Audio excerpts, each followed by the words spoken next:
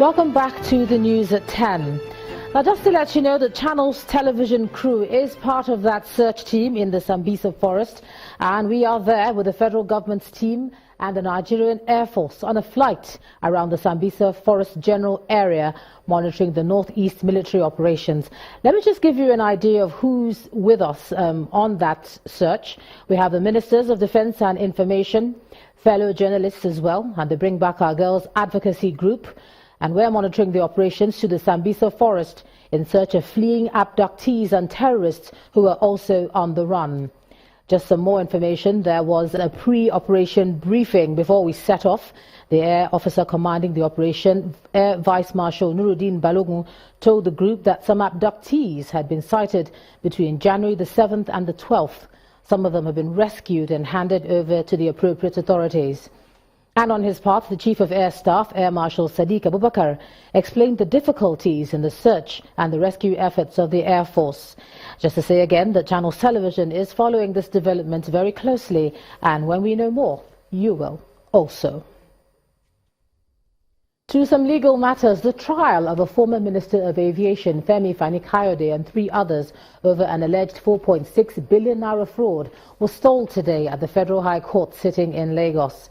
A senior advocate of Nigeria, Norison Quakers, announced the appearance for Chief Fani-Kayode and asked for time to study the case file as he had only just been briefed. He also made a request for parties in the matter to meet with the judge in his chambers, a move opposed by the EFCC's lawyer. In a short ruling, Justice Hassan declined to grant any audience in chambers and asked the Defence Counsel to put forward his thoughts in a formal application. Further hearing has been adjourned to tomorrow, Tuesday, January the 17th. Now, youths in their numbers from 6 communities in Eleme local government area of Rivers State today took to the streets to protest what they describe as the inability of Indorama Petrochemicals to address the payment of their dividends. The protesters are also accusing another company, Elano Investments Limited, appointed to access the shares on behalf of the host communities, of working against their interest. Our correspondent Emmanuel Ire reports.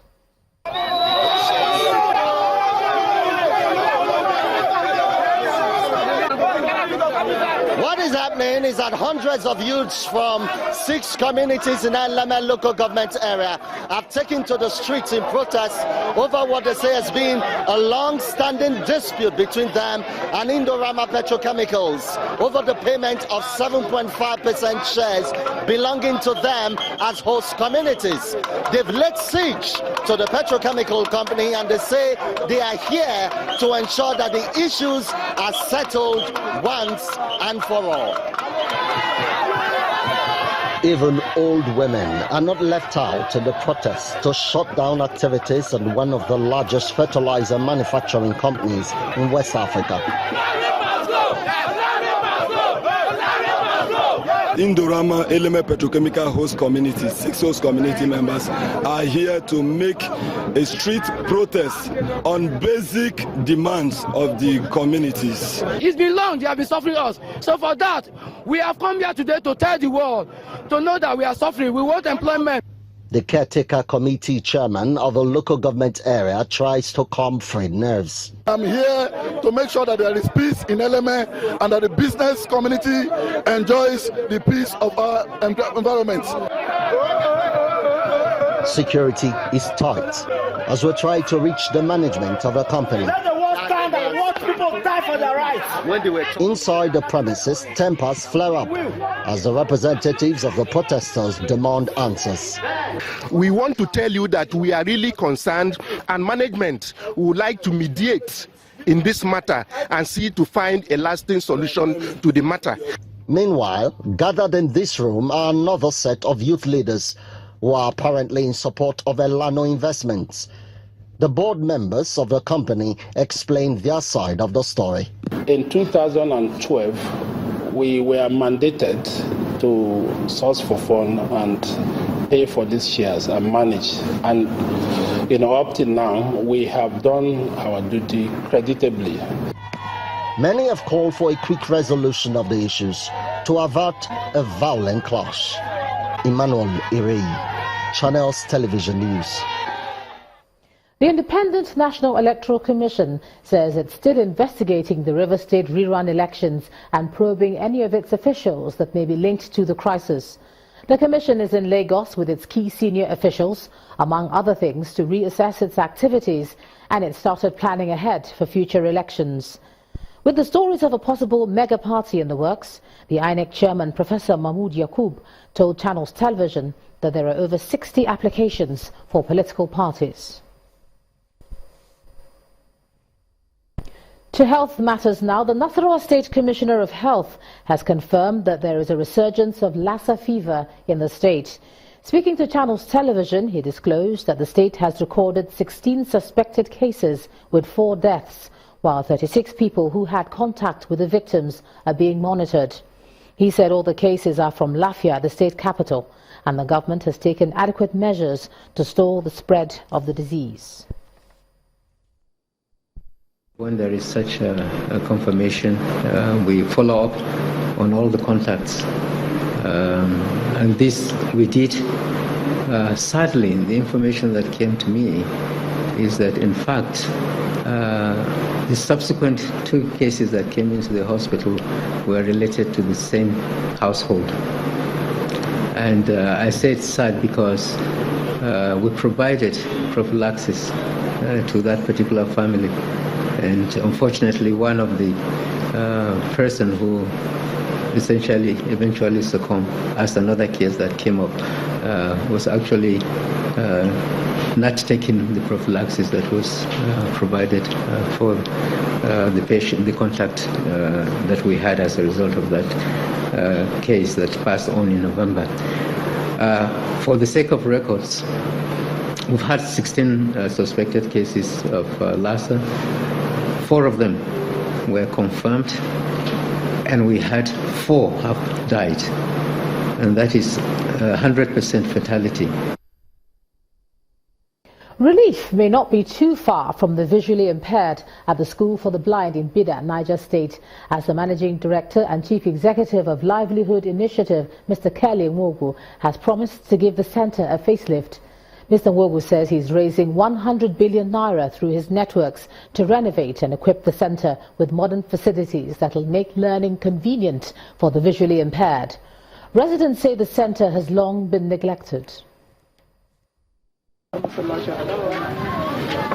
This school for the blind in Bida, Niger State, was established as a training center for visually impaired persons where they would undergo training to become independent. Since its establishment over 50 years ago, the center has continued to deteriorate, with little or no attention paid to the structures and living conditions of the visually impaired. This visit of the Managing Director and the Chief Executive of Livelihood Initiative to the school is to assess the state of disrepair and the status of equipment for training in the center. After taking him round the school, the Etsunipe appeals to the visitor on the priority areas he would want his intervention to focus on. The immediate priority area is the accommodation, the living accommodation condition to be improved, because you can observe we still have some people, some handicapped, some blind people who are still stationed here. Then the next thing is the equipment. There are special equipment for the blind people, like the apparatus of seeing. We only have one now, and the other one is not serviceable. Meanwhile, the Managing Director and Chief Executive of Livelihood Initiative assures that he would raise 100 billion naira to renovate and equip the center.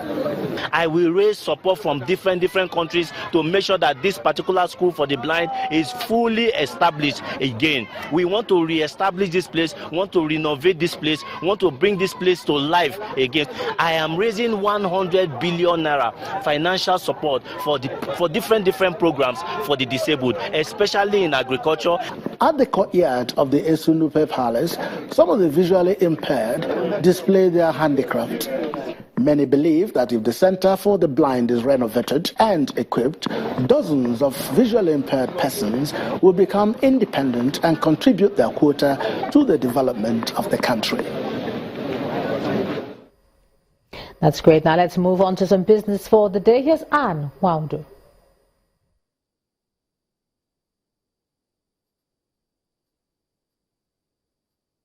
You first. First Bank.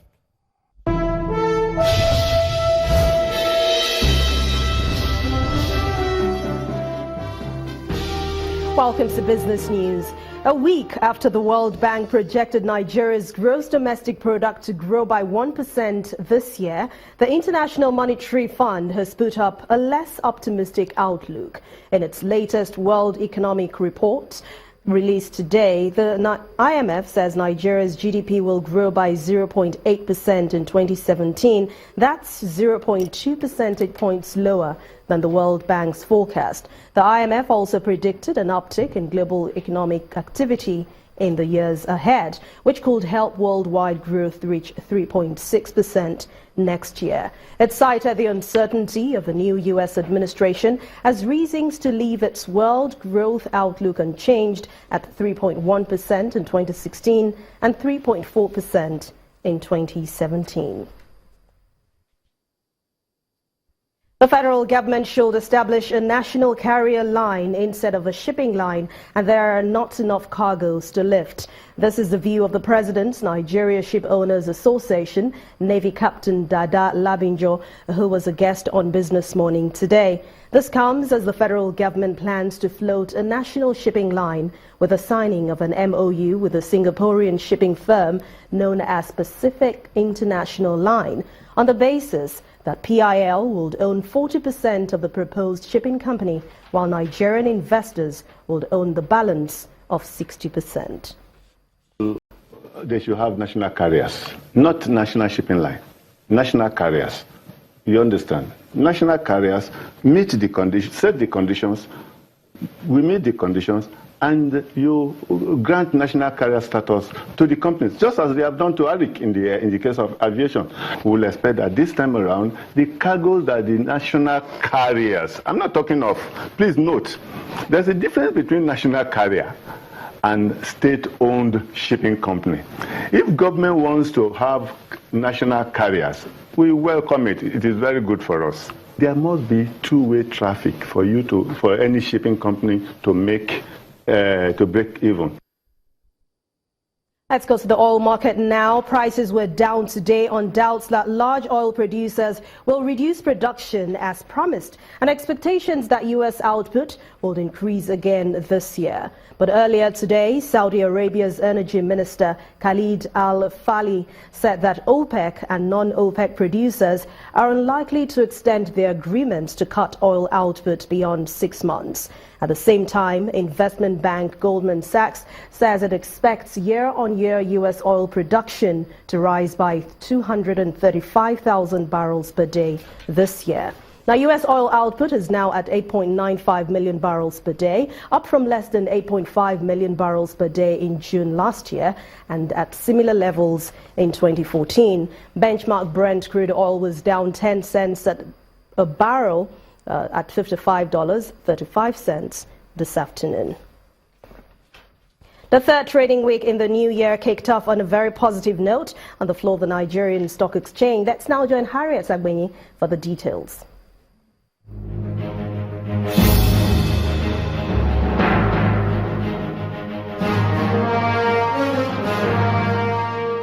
The Nigerian equities market resumes the week facing north on the back of gains recorded across major counters. Market capitalization grew by 18 basis points to 9.07 trillion naira, with an all-share index of 26,373.83. Over 174 million shares exchanged hands today in 3,075 deals worth 1.17 billion naira. Diamond Bank appreciated 7.2% to close at 1 naira 19 kobo to lead NACO, ETI and 14 other percentage gainers in today's session. On the other hand, NCR, Total and Qtix were the top three losers for the day. Banking stocks Diamond Bank, Fidelity Bank and Stanbic IBTC Bank were the most actively traded by investors. Those are the day's trading figures. I'm Harriet Agbenyi. Thank you, Harriet. Let's now see how other leading world stock markets fared today at the close of business.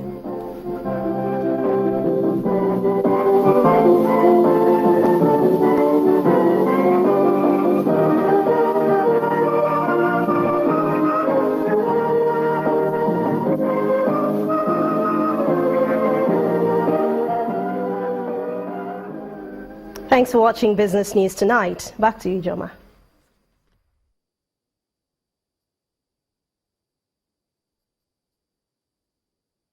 You first. First Bank. Next on the news at 10, Swiss maestro Roger Federer makes winning return to tennis at the Australian Open. That's on sports. Do join us again.